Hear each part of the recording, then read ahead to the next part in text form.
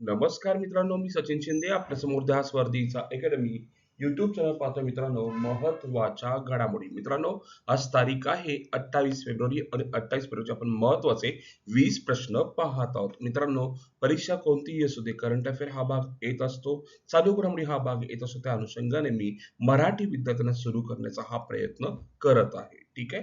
आणि आपण व्हिडिओ पाहताना सुरुवातीपासून एंड पर्यंत प्रॉपर पहा, जेणेकरून कोणताही प्रश्न आपल्याला अवघड जाणार नाही. ठीक आहे. चलो, कालचा प्रश्न होता 2027 मधील जागतिक एआय समिट कुठे आयोजित केली जाणार आहे. त्याचं उत्तर होतं, लक्षात ठेवा, जिनिव्हा. ठीक आहे. उत्तर काय होतं? जिनिव्हा. आजचा पहिला प्रश्न, कतार ओपन टेनिस स्पर्धा 2026 पुरुष एकेरीचे विजेतेपद कोणी जिंकले आहे? तर उत्तर होतं, कार्लोस अल्कराजने जिंकलेले आहे. हा स्पॅनिश टेनिसपटू आहे, ज्याने कार्लोस अल्कराज याने, लक्षात ठेवा, कतार ओपन टेनिस स्पर्धा जिंकली आहे आणि अर्थर फिल्ड्स फ्रान्सचा पराभव केलाय. आणि यात महिला पण झालेली आहे. महिला कॅरोलिना मुचोवा चेक प्रजासत्ताकच्या ह्या जिंकल्यात आणि विक्टोरिया मोमको हे कॅनडाच्या त्यांचा पराभव त्यांनी केलेला आहे. ठीक आहे. कतार ओपन टेनिस स्पर्धा कार्लोस अल्कराज. आजचा दुसरा प्रश्न, महाराष्ट्र राज्यातील कोणत्या जिल्ह्यात सौंदळा हे गाव अधिकृतपणे भारताचे पहिले जातमुक्त गाव ठरले आहे? तर उत्तर आहे, अहिल्यानगर हे गाव ठरलेले आहे. पूर्ण जातमुक्त गाव ठरलंय मित्रांनो, भारतातलं पहिलं गाव आहे. ठीक आहे. आपण पाहूया, फेब्रुवारी 26 मध्ये ग्रामसभेत एकमताने ठराव मंजूर, जातीवर आधारित सर्व प्रकारचे भेदभाव पूर्ण रद्द, गावाने संवैधानिक समता, एकता आणि बंधुता या मूल्यावर काम करण्याचा संकल्प केला आणि जातीच्या आधारावर होणारा भेदभाव पूर्ण समाप्त करणे, सर्व रहिवासींना सार्वजनिक ठिकाणी समान प्रवेश, शासकीय सेवा, मंदिरे, विहिरी आणि स्मशानभूमी इत्यादी ठिकाणी समान हक्क, सामाजिक सलोखा आणि बंधुता वाढवणे या उद्देशाने हा गावामध्ये ग्रामसभेत ठराव मंजूर झालेला आहे. चलो, तिसरा प्रश्न, अलीकडेच लॉन्च करण्यात आलेल्या प्रहार धोरण कोणत्या क्षेत्राशी संबंधित आहे? आपण जर पाहायला गेलं तर दहशतवाद विरोधी आणि सायबर सुरक्षाशी संबंधित आहे. अलीकडेच ministry of India home office म्हणजे केंद्रीय गृह मंत्रालय यांनी देशातील पहिले दहशतवाद विरोधी व सायबर सुरक्षा धोरण प्रहार लॉन्च केले. हे धोरण दहशतवाद व हिंसक अतिरेकपणा रोखण्यासाठी व त्यांना प्रभावी प्रतिसाद देण्यासाठी एक व्यापक धोरणात्मक चौकट तयार करणे.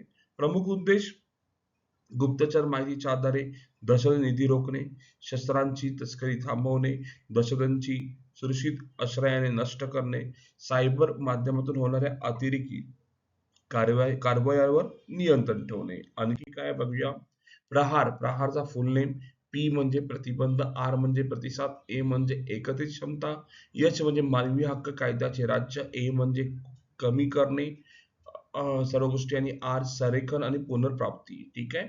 म्हणजे प्रहारचा फुल नेम आहे, लक्षात ठेवा, आपल्याला माहित असावं. ठीक आहे. ओके. आणि पुढे पाहूया आपण चौथा प्रश्न, पंतप्रधान नरेंद्र मोदी यांना स्पीकर्स ऑफ द केन्सेट मेडल या पुरस्काराने कोणत्या देशाने सन्मानित केलेले आहे? असा आपल्याला प्रश्न विचारलाय. कोणत्या देशाने सन्मानित केलेले आहे? तर इस्रायल देशाने पीएम मोदी यांना सन्मानित केलेलं आहे. ठीक आहे. पुढे पाचवा प्रश्न, भारतीय सैन्याने अलीकडे स्ट्रेला 10 हवाई संरक्षण क्षेपणास्त्राची यशस्वी चाचणी कोठे घेतलेली आहे? असा आपल्याला विचारलेला प्रश्न आहे. कोणत्या ठिकाणी घेतलेली आहे? तर उत्तर आहे, राजस्थानमध्ये ती घेतलेली आहे. सध्या भारतीय लष्कराच्या कोनार कॉर्प्सकडे स्टेला 10 आहे. अतिशय कमी पल्ल्याच्या हवाई संरक्षण प्रणाली यशस्वीरित्या चाचणी केली. राजस्थानमधील पोखरण फील्ड फायरिंग रेंजमध्ये आहे. तर श्रेणी किती आहे? 6 ते 10 किलोमीटर. आणि बघा, राजस्थानमध्ये पोखरण फील्ड फायरिंग रेंजमध्ये ठेवण्यात आलेलं आहे. पुढे सहावा प्रश्न पाहतोय आपण, राजस्थान होमस्टे योजना 26 कोणत्या उद्देशाने सुरू करण्यात आलेली आहे? प्रश्न विचारलाय, राजस्थान होमस्टे योजना 2026 कोणत्या उद्देशाने सुरू करण्यात आलेली आहे? तर उत्तर आहे, ग्रामीण अर्थव्यवस्था बळकट करणे या उद्देशाने ती सुरू करण्यात आलेली आहे. लक्षात ठेवा, ग्रामीण अर्थव्यवस्था बळकट करणे. पुढे सातवा प्रश्न, राष्ट्रीय आरोग्य मेळावा 26 महाराष्ट्रातील कोणत्या ठिकाणी आयोजित केला जात आहे? तर शेगाव मध्ये, शेगाव कुठे? बुलढाणा मध्ये, लक्षात ठेवा. ठीक आहे, शेगाव बुलढाणा. पॉइंट खूप महत्वाचा आहे. राष्ट्रीय आरोग्य मेळावा 2026 तर शेगाव बुलढाणा मध्ये आयोजित केला गेला आहे मित्रांनो, लक्षात ठेवा. ठीक आहे, पॉइंट खूप महत्वाचा आहे. 8वा प्रश्न. 42वा सुरशी केसरबाई केरकर संगीत महोत्सव कोठे झाला? पॉइंट खूप महत्वाचा आहे. 42वा सुरशी केसरबाई केरकर संगीत महोत्सव कोठे झाला? तर उत्तर आहे पणजी गोवामध्ये झालेला आहे. कुठे? पणजी गोवामध्ये, लक्षात असू दे. 9वा प्रश्न. अलीकडेच केंद्रीय मंत्रिमंडळाने संविधानाच्या कोणत्या कलमाअंतर्गत केरळचे नवीन नाव मंजूर केले आहे? मित्र हो, आपल्याला सर्वांना माहित पाहिजे की भारतीय घटनेनुसारच कोणत्याही गोष्टीचं एखादं नाव बदलायचं असेल तर भारतीय घटना कलमानुसार नाव बदललं जातं. ठीक आहे, राज्याचं किंवा एखादी सीमा वगैरे बदलायची असेल तर कलम 3 अंतर्गत प्रत्येक गोष्ट केली जाते, लक्षात असू दे.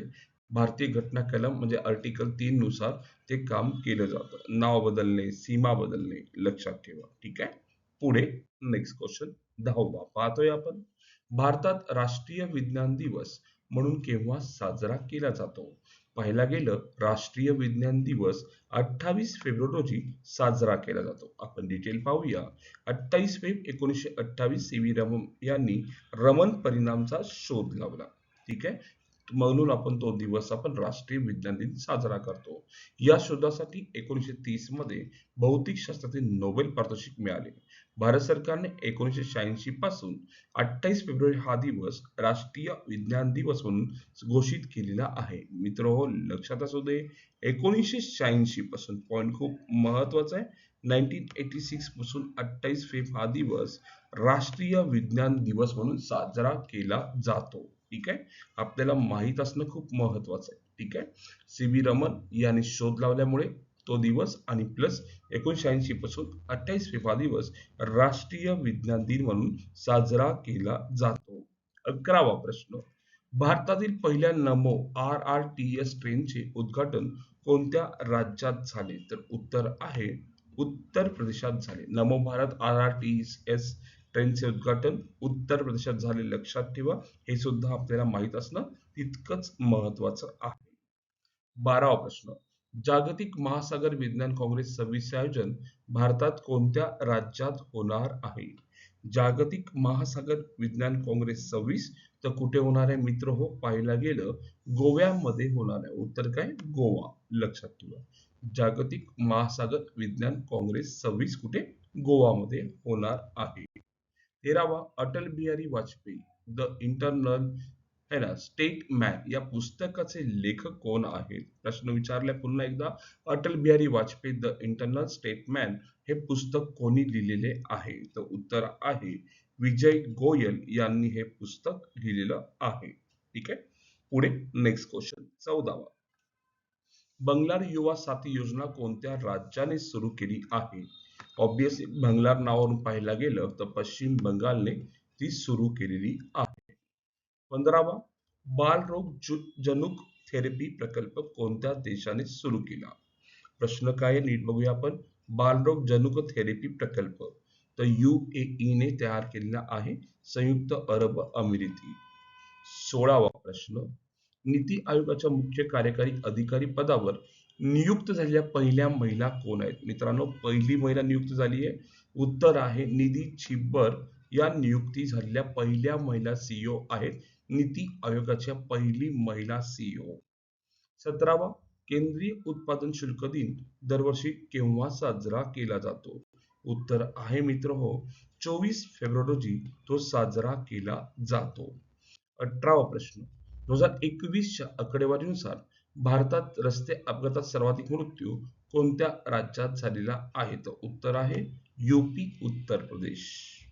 19वा प्रश्न. सय्यद 3G हे क्षेपणास्त्र कोणत्या देशाने विकसित केलेले आहे? तर इराण देशाने ते विकसित केलेले आहे, लक्षात असू दे. 20वा प्रश्न. राष्ट्रपती भवन नवी दिल्ली राजगोपालाचारी यांच्या पुतळ्याचे अनावरण कोणाच्या हस्ते करण्यात आले?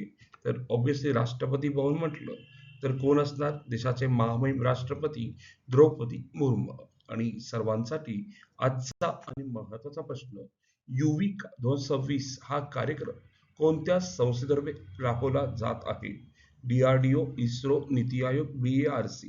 आपल्याला कमेंटमध्ये उत्तर सांगायचंय. उत्तर काय असणार आहे? आणि मित्रहो, सर्वचे सर्व आपण पॉईंट पाहिलेले आहेत आणि सर्वचे सर्व मुद्दे पाहिलेले आहेत. ठीक आहे, आज आपण इथे थांबू. सोमवारी आपण नक्की याच टाइम रोजी याच वेळी भेटू मित्रांनो. धन्यवाद. Thank you.